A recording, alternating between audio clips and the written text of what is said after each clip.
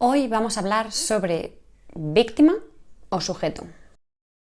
Bueno, el vídeo de hoy se basa un poco en el libro de El ser y la mercancía de Kaisa X. Ekman, que, bueno, pues en el primer capítulo hace una definición bastante interesante sobre cómo desde el regulacionismo se ha manipulado el término víctima, ¿no?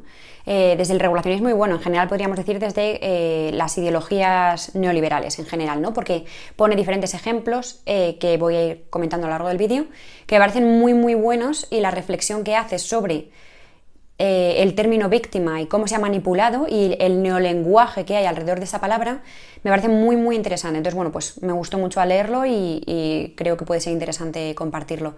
Entonces, bueno, pues os dejo aquí de todas maneras en las referencias el título del libro para que lo podáis buscar, y ya os digo que sería en el primer capítulo de lo que estoy hablando. Sería tanto la parte de, decir, en el epígrafe de la víctima y el sujeto, como la de la persona invulnerable, ¿vale? Es donde relata esta idea tan interesante.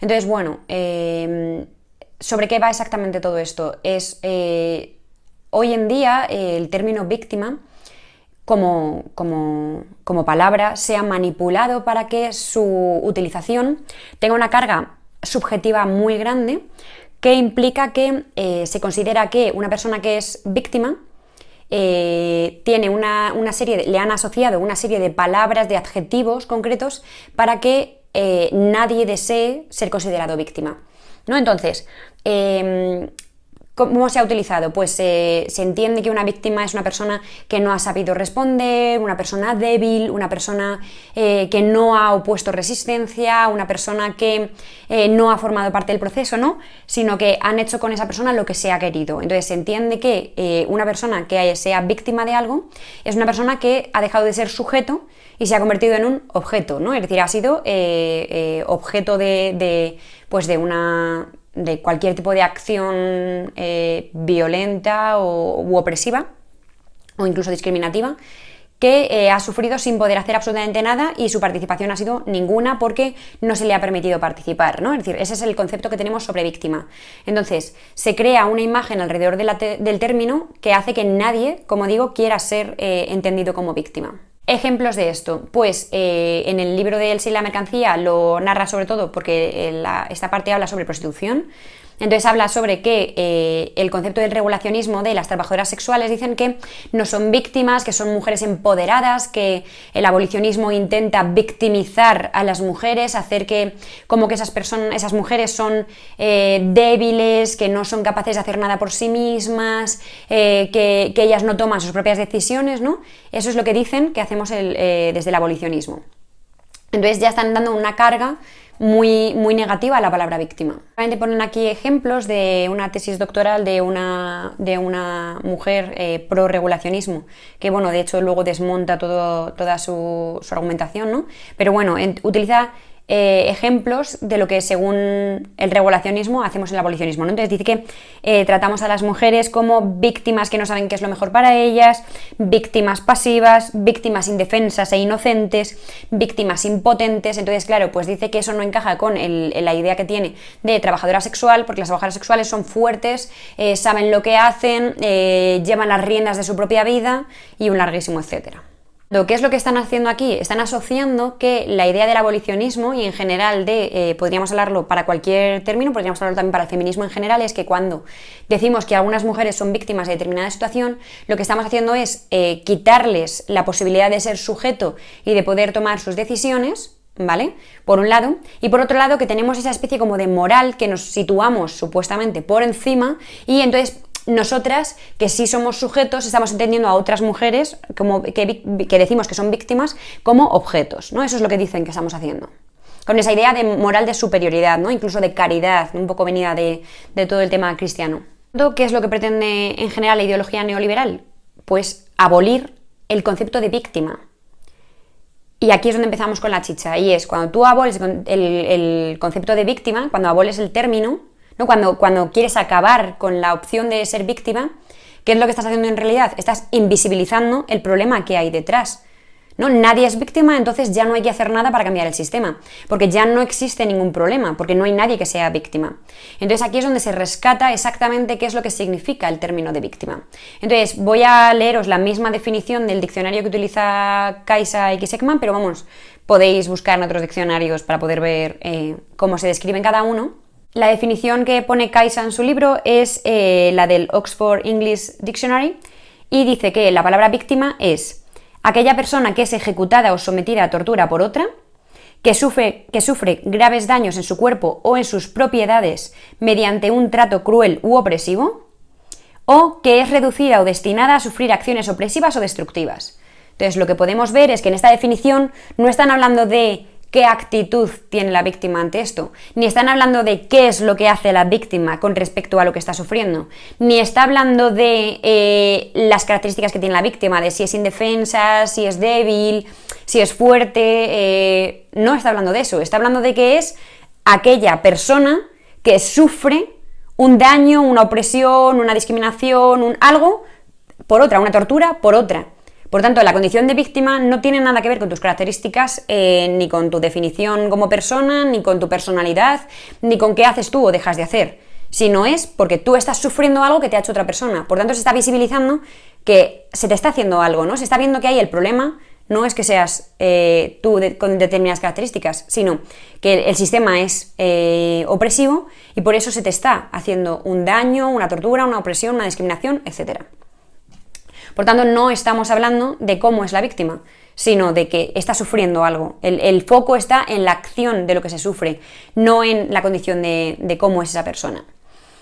Y además, ¿qué tiene también de interés? Además de que invisibiliza el propio daño en sí, porque si no hay una víctima, si tú no puedes nombrar, ¿no? Que esto al final es el uso de la neolengua, ¿no? Es querer tergiversar, manipular y retorcer los significados de las palabras, porque si el término víctima es malo y el término víctima tiene que ser abolido, dejamos de tener una palabra para poder referirnos a las personas que sufren algún tipo de daño, algún tipo de violencia. Si no tenemos una palabra para describir eso, ya no tenemos una forma de denunciar, ¿no? Es decir, al final el lenguaje construye pensamiento, ¿no? Si no tenemos una forma de nombrar que alguien pueda sufrir algo, deja de tener sentido la propia construcción del sufrir algo, deja de entenderse la estructura de desigualdad, deja de entenderse que haya, y esto es muy importante, que haya alguien que sea un perpetrador o un victimario. Si no hay alguien que está sufriendo algo, si no hay una víctima, nadie está ejecutando ningún daño, porque deja de existir tanto el daño en sí como quién lo perpetra, ¿no? ¿Quién es el victimario? Entonces, lo que se está haciendo en realidad no es reforzar los derechos de esa persona víctima ni ayudarla en nada. Lo que se está haciendo es invisibilizar lo que se le hace y quién se lo hace.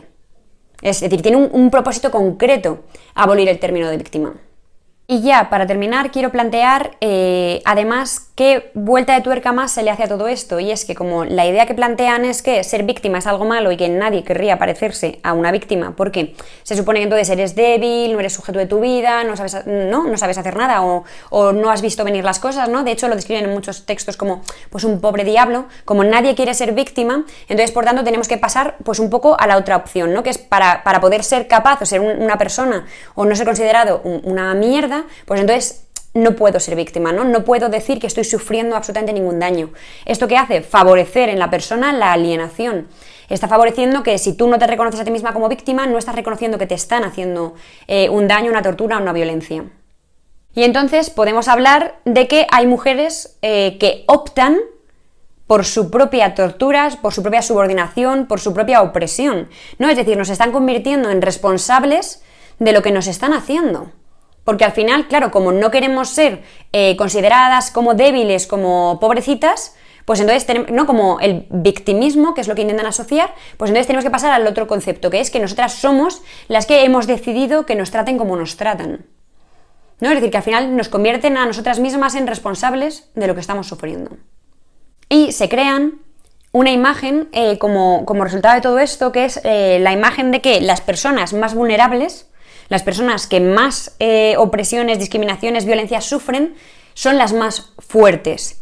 Porque son aquellas que son capaces de vivir con todo eso y encima se intenta dar un aire de pues un concepto de héroe, ¿no? De madre mía con todo lo que puede, ¿no? Es algo a destacar, es algo a resaltar, incluso, por tanto, es una cosa a lo que querer parecerse.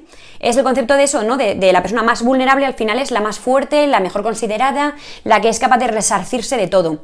Y de esto tenemos millones de ejemplos. Entonces, ahora os voy a leer uno que viene concretamente en el libro, que me ha parecido muy bueno, y que yo no conocía, pero también os pongo otros ejemplos que pueden ser de vuestro día a día, y es cómo se habla de las abuelas, porque entiendo que vuestras abuelas eran muy parecidas a cómo eran las mías, ¿no? Entonces, ese sujeto de esa mujer desvivida, esa mujer que se sacrificaba por todo el mundo, es decir, la palabra sacrificio como una palabra buena, es decir, una persona que, por tanto, está dispuesta a anteponerlo de cualquier otra persona a lo suyo propio, incluso aunque eso afecte a su salud, a su vida social, a su vida profesional, a todo, es decir, la palabra sacrificada como una palabra buena.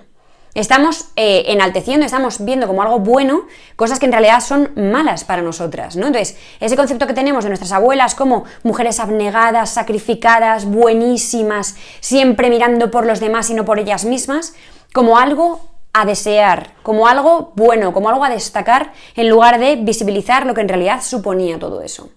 Y os narro ya por último el ejemplo que pone aquí Kaisa, que es uno que describe Michael Wallace en 1990, que es el ejemplo de la supermujer negra. Entonces os voy a leer concretamente el cacho del texto, que lo que dice es, está hablando de las mujeres negras que sufren las torturas y sufren la esclavitud, y dicen, una mujer de fuerza desmesurada, capaz de soportar una carga inusual de sufrimiento, trabajo pesado y desagradable. Esta mujer no comparte los mismos temores, debilidades e inseguridades de las demás, sino que cree ser, y es de hecho más fuerte emocionalmente que la mayoría de hombres. Hola. Entonces, lo que está hablando es de que la persona, la más vulnerable es la más fuerte, y que no pasa nada al final, está legitimando el sufrimiento que se le provoca porque puede con todo, ¿no? Entonces su piel es más capaz de soportar los latigazos, su cuerpo es capaz de soportar el trabajo más pesado y más horrible, ¿no? Porque ya se ha hecho a ello. Entonces, lo que cualquier otra persona nos mataría de intentarlo, a esa persona ya de tanto hacérselo se ha acostumbrado, y eso hace que sea mucho más fuerte.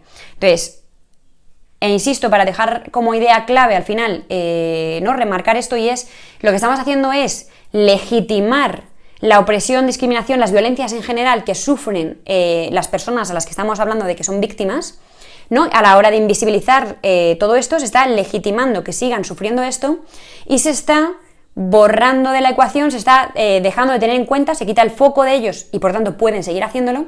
¿Quiénes son los victimarios? ¿Quiénes son los perpetradores de estas acciones? ¿No? ¿Quiénes son los culpables que hacen que siga existiendo? Como en el caso de la prostitución, los puteros.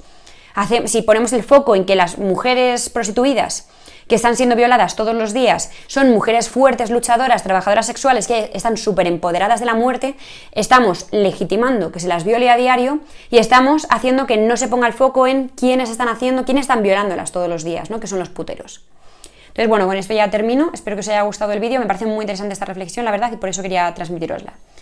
Ya sabéis que estamos trabajando para mejorar, así que aprovechad y aportar vuestro granito de arena.